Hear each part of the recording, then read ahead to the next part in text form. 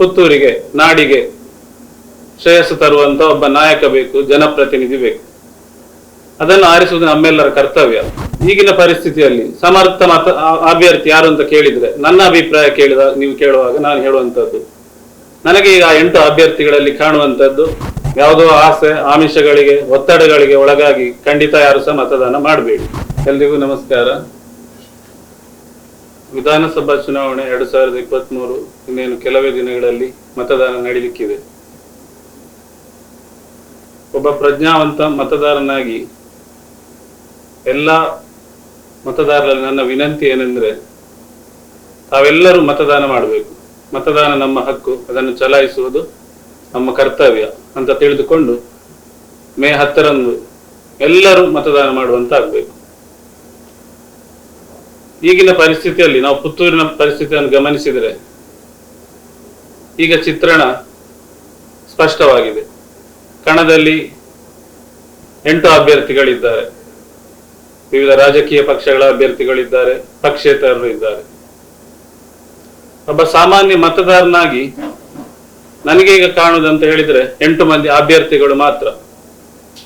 ಅವರ ಪಕ್ಷ, ಅವರೊಟ್ಟಿಗೆ ಯಾರಿದ್ದಾರೆ, ಅವರೊಟ್ಟಿಗೆ ಯಾರಿಲ್ಲ ಎನ್ನುವುದರ ಬಗ್ಗೆ ನನಗೆ ಗಮನ ಇಲ್ಲ. ನಮಗೆ ಬೇಕಾಗುವುದು ಏನಂತ ಹೇಳಿದ್ರೆ ಒಬ್ಬ ಸಮರ್ಥ ಜನಪ್ರತಿನಿಧಿ. ಅದರಲ್ಲಿ ನನ್ನ ವೈಯಕ್ತಿಕ ಆಸೆಗಳು ಇರಬಾರದು. ಪುತ್ತೂರಿಗೆ ನಾಡಿಗೆ ಶ್ರೇಯಸ್ಸು ತರುವಂತ ಒಬ್ಬ ನಾಯಕ ಬೇಕು, ಜನಪ್ರತಿನಿಧಿ ಬೇಕು. ಅದನ್ನು ಆರಿಸುವುದು ನಮ್ಮೆಲ್ಲರ ಕರ್ತವ್ಯ.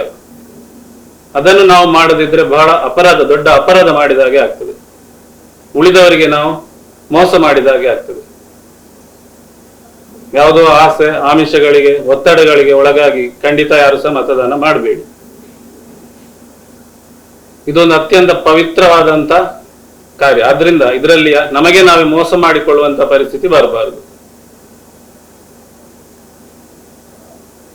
ಈಗಿನ ಪರಿಸ್ಥಿತಿಯಲ್ಲಿ ಸಮರ್ಥ ಅಭ್ಯರ್ಥಿ ಯಾರು ಅಂತ ಕೇಳಿದ್ರೆ, ನನ್ನ ಅಭಿಪ್ರಾಯ ನೀವು ಕೇಳುವಾಗ ನಾನು ಹೇಳುವಂತದ್ದು, ನನಗೆ ಈಗ 8 ಅಭ್ಯರ್ಥಿಗಳಲ್ಲಿ ಕಾಣುವಂತದ್ದು ಶ್ರೀ ಅರುಣ್ ಕುಮಾರ್ ಪುತ್ತಿಲ ಪಕ್ಷೇತರನಾಗಿ ನಿಂತಿದ್ದಾರೆ. ಆದ್ರೆ ಬಹಳ ಒಬ್ಬ ಸಮರ್ಥವಾದ ನಾಯಕ ಅಂತ ನನ್ನ ಭಾವನೆ. ಯಾಕೆಂತ ಹೇಳಿದ್ರೆ, ನಾನು ಅವರನ್ನು ಸುಮಾರು 20 ವರ್ಷಗಳಿಂದ ಗಮನಿಸ್ತಾ ಇದ್ದೇನೆ. ಮುಖ್ಯವಾಗಿ ಸಾರ್ವಜನಿಕ ಜೀವನದಲ್ಲಿ, ಧಾರ್ಮಿಕ ಕ್ಷೇತ್ರಗಳಲ್ಲಿ ಅವರೊಟ್ಟಿಗೆ ಕೆಲಸ ಮಾಡಿದ ಅನುಭವ ಸಹ ಇದೆ. ಅವರಿಂದ ಅನೇಕ ತಿಳುವಳಿಕೆಯನ್ನು ಸಹ ಪಡೆದುಕೊಂಡಿದ್ದೇನೆ, ಸಲಹೆಗಳನ್ನು ಪಡೆದುಕೊಂಡಿದ್ದೇನೆ. ಬಹಳ ಉತ್ತಮ ಸಲಹೆಗಳನ್ನು ಸಹ ಕೊಡ್ತಾರೆ. ತಾನೇ ಮುಂದೆ ನಿಂತು ಕೆಲಸ ಕಾರ್ಯಗಳನ್ನು ಮಾಡಿ ತೋರಿಸ್ತಾರೆ. ಪುತ್ತೂರಿನ ಎಲ್ಲಾ ವರ್ಗದ ಜನರ ಪರಿಚಯ ಇದೆ ಅವರಿಗೆ. ಪುತ್ತೂರು ತಾಲೂಕಿನ ಪ್ರತಿ ಮೂಲೆಯ ಪರಿಚಯ ಇದೆ. ಅದರಿಂದ ಪುತ್ತೂರಿನ ಬಗ್ಗೆ ತಿಳಿದುಕೊಂಡಿರುವಂತ, ಪುತ್ತೂರಿನ ಜನರಿಗೆ ಒಪ್ಪಿಗೆ ಆಗುವಂತ, ಪುತ್ತೂರಿನ ಅಭಿವೃದ್ಧಿಗೆ ಅನೇಕ ಕನಸುಗಳನ್ನು ಹೊತ್ತಿರುವಂತ ಒಬ್ಬ ಪ್ರತಿನಿಧಿಯನ್ನು ನಾವು ಆರಿಸಬೇಕಾದ ನಮ್ಮ ಕರ್ತವ್ಯ. ಉಳಿದ ಅಭ್ಯರ್ಥಿಗಳ ಬಗ್ಗೆ ನಾನು ಹೇಳುವುದಿಲ್ಲ. ನಿಮಗೆ ಯಾರು ಉತ್ತಮ ಅಂತ ಕೇಳುವಾಗ ನಾನು ಹೇಳುವಂಥದ್ದು ಇಷ್ಟೇ.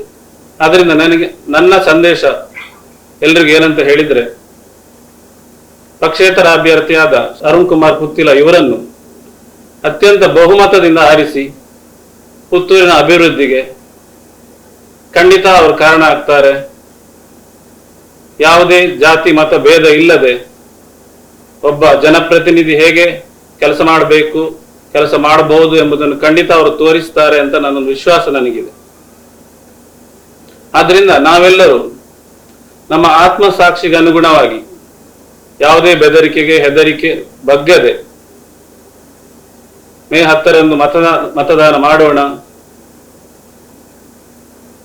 ಸಮರ್ಥ ಅಭ್ಯರ್ಥಿಯಾದ ಅರುಣ್ ಕುಮಾರ್ ಪುತ್ತಿಲರನ್ನು ಆರಿಸೋಣ ಎಂದು ಎಲ್ಲರಲ್ಲಿ ನನ್ನ ಒಂದು ಕೋರಿಕೆ. ಜೈ ಹಿಂದ್. ಪುತ್ತೂರಿಗೆ ನಾಡಿಗೆ ಶ್ರೇಯಸ್ಸು ತರುವಂತ ಒಬ್ಬ ನಾಯಕ ಬೇಕು, ಜನಪ್ರತಿನಿಧಿ ಬೇಕು. ಅದನ್ನು ಆರಿಸುವುದು ನಮ್ಮೆಲ್ಲರ ಕರ್ತವ್ಯ. ಈಗಿನ ಪರಿಸ್ಥಿತಿಯಲ್ಲಿ ಸಮರ್ಥ ಅಭ್ಯರ್ಥಿ ಯಾರು ಅಂತ ಕೇಳಿದ್ರೆ, ನನ್ನ ಅಭಿಪ್ರಾಯ ನೀವು ಕೇಳುವಾಗ ನಾನು ಹೇಳುವಂತದ್ದು, ನನಗೆ ಈಗ 8 ಅಭ್ಯರ್ಥಿಗಳಲ್ಲಿ ಕಾಣುವಂತದ್ದು ಯಾವುದೋ ಆಸೆ ಆಮಿಷಗಳಿಗೆ ಒತ್ತಡಗಳಿಗೆ ಒಳಗಾಗಿ ಖಂಡಿತ ಯಾರು ಸಹ ಮತದಾನ ಮಾಡಬೇಡಿ.